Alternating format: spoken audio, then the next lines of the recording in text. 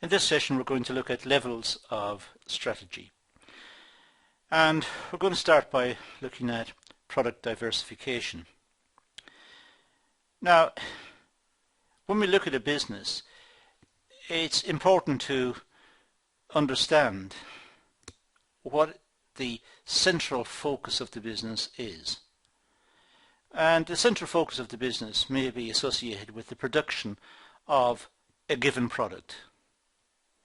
Perhaps it produces several products, or it may only produce the single product.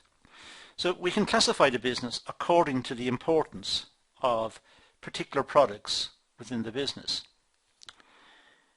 We would say, for example, that a single product business is one that relies heavily on a single product, and that single product yields roughly, say, 95% of the revenue for the business. That would be a single product business. It may be that there are a couple of important products, or maybe two or three important products, but we would say that a dominant product would be one, let's say, that produces somewhere between 70 to 94% of the revenue of the business. That would be a dominant product, somewhere above 70%, roughly speaking. Related products, well, less than 70% of the revenue from a single product line, but the remainder of the revenue comes from related products. So, roughly speaking, less than 70% coming from a particular product, but the rest coming from linked products, related products. Finally, unrelated products. Less than 70% of the revenue from a single product, but the remainder of the revenue coming from unrelated products. So the business is producing a variety of products, and they're not necessarily related. But one of the products may be yielding a good return, but less than 70% of the revenue. We would say that's an unrelated product line. So we may classify a business according to the importance of its products, and in particular with respect to, say, one of the important products it makes. It could be a single product, it could be a dominant product, related or an unrelated product, according to those definitions. It's a rough and ready way of classifying a business, but the literature seems to suggest that many academics consider this to be a reasonable way of categorizing the importance of a particular product within a business. Now let's move to some levels of strategy. Well, as is covered in many of the other videos in this set, levels of strategy may run from the corporate, the business, the functional, and the operational. And we're going to have just a few words about each of these in this session. We'll start with the corporate level of strategy. Well, this must have a clear picture of the nature of the business. The corporate level of strategy covers the whole business, so it's important to understand the nature of the business. What's the core activity? What's the business doing? And it must also be the case that the business is aware of opportunities. The management is aware of the opportunities.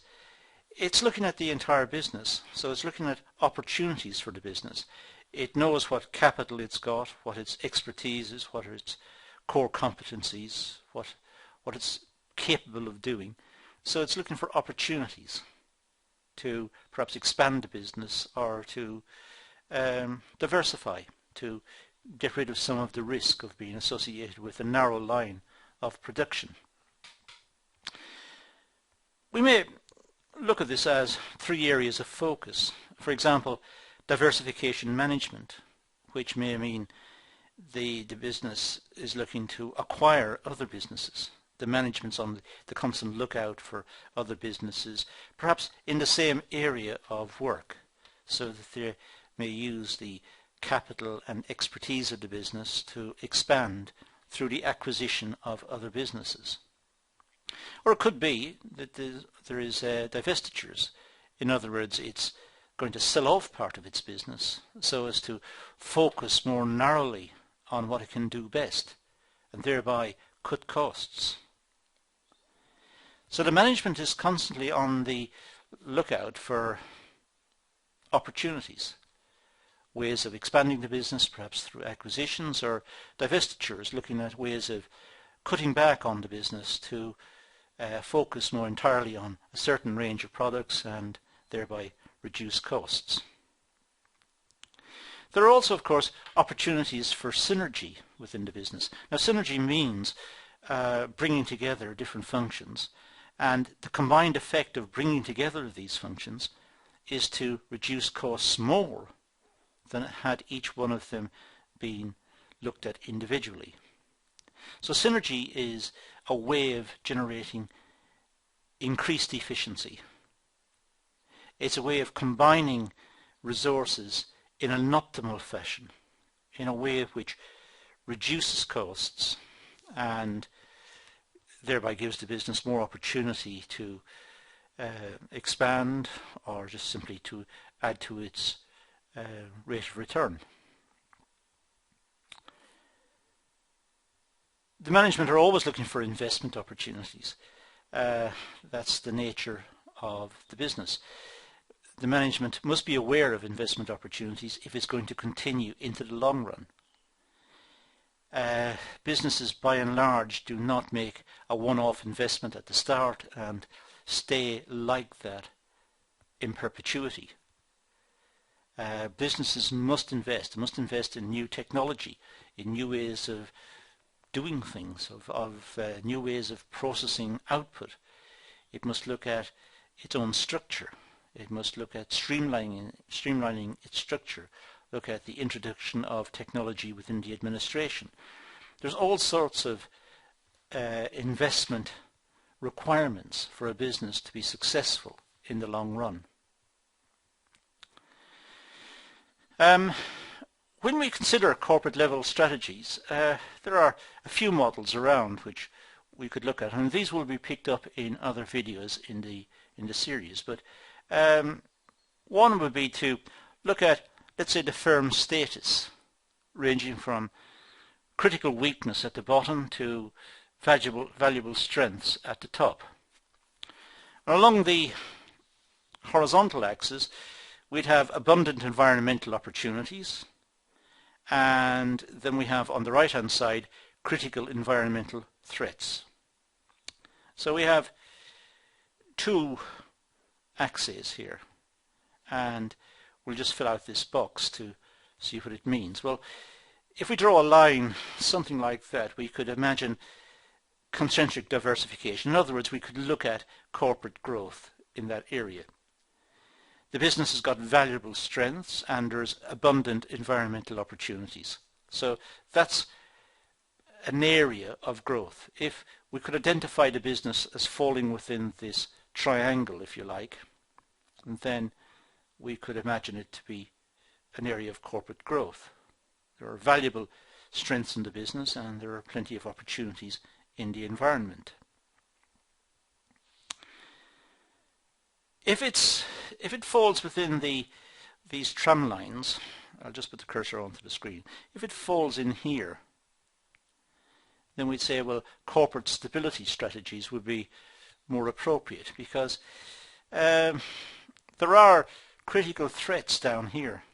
These are the critical threats area, but there are valuable strengths as well. So the critical environmental threats may be offset by the strengths of the business. So down here there are critical weaknesses in the business, but there are plenty of opportunities in the market. So you can imagine this as an area of corporate stability, where the business is moving along, but it's not doing anything very exceptional. And the final part would be corporate retrenchment strategies, pulling back, disinvestment, getting out of the business, looking for different opportunities elsewhere. Here there are critical environmental threats and critical weaknesses as well. So it's in the weaknesses section of the business, and it's up here in the critical environmental threats as well. So corporate retrenchment would be the order of the day down here. There are other ways of looking at this, and one that's cropped up in separate videos in the area would be the Boston Consultancy Group, the portfolio matrix put forward by them. This has probably been encountered in other videos in this series, but essentially what we've got here is anticipated growth rate on the vertical axis, on the horizontal axis market share, and then these quite famous boxes. We have stars, question marks, cash cows and dogs, and the attributes of each of these boxes, as I said, are considered in other videos, but it's worth looking those up and being familiar with them in the context of the present discussion. I'm not going to go into it here because it's covered more than adequately elsewhere, but if you're still a bit confused about each of those boxes, now is the time to do a little research on your own and make your own notes. Now let's talk about business level strategy. Well, 4 areas of focus. First of all, promote sustainable competitive advantage. Well, if there's a competitive advantage, try to make it sustainable. Try to make it in a way that it is not just a one-off or a piece of serendipity or a piece of luck that's come to the business, an opportunity that's come to the business that's one-off. Try to make it sustainable. Look at the competitive advantage and try to make sure that it can be replicated over time. It's important to develop and maintain valuable capabilities. Valuable capabilities is what the business requires. It needs to look at its strengths and being able to maintain its strengths.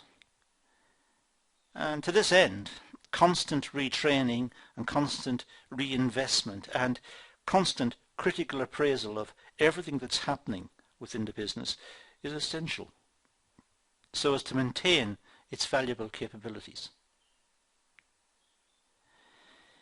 It's important to be aware of the environment and also to be capable of responding to environmental changes. The business can't fight the environmental changes. The environmental changes are what's happening around it. These could be political changes or social changes or technological changes. Well, the business can't do very much about those.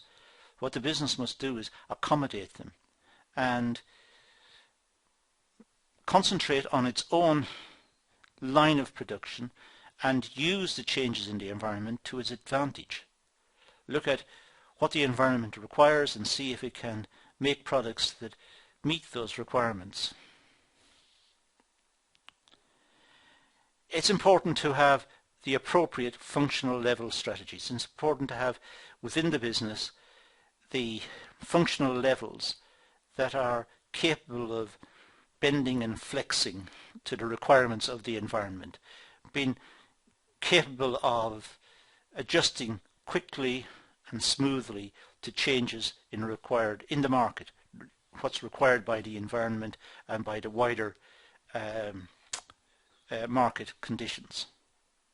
So there are 4 areas that the business needs to absolutely ensure that it's up to speed on, and those are the 4 areas. Now let's talk about the functional and operational strategies.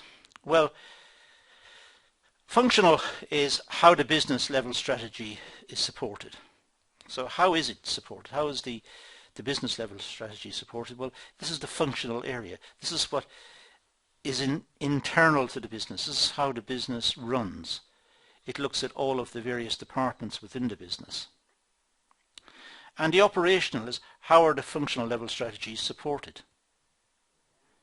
So it's necessary to have an accounts section, and a HR section, and a marketing section, and a production section, and so on. It have an R&D section. So it has various departments. These are the functional areas of the business. These are what are running within the business and which are feeding through to the corporate level strategy. But how are they supported? How is it done in practice? What's the operational level? Well, examples of these could be at the business level strategy, become a low-cost producer. So that's perhaps at the business level, become a low-cost producer. At the functional level, to meet this strategy, it could be reduce manufacturing costs by 10%. That will make it a low-cost producer.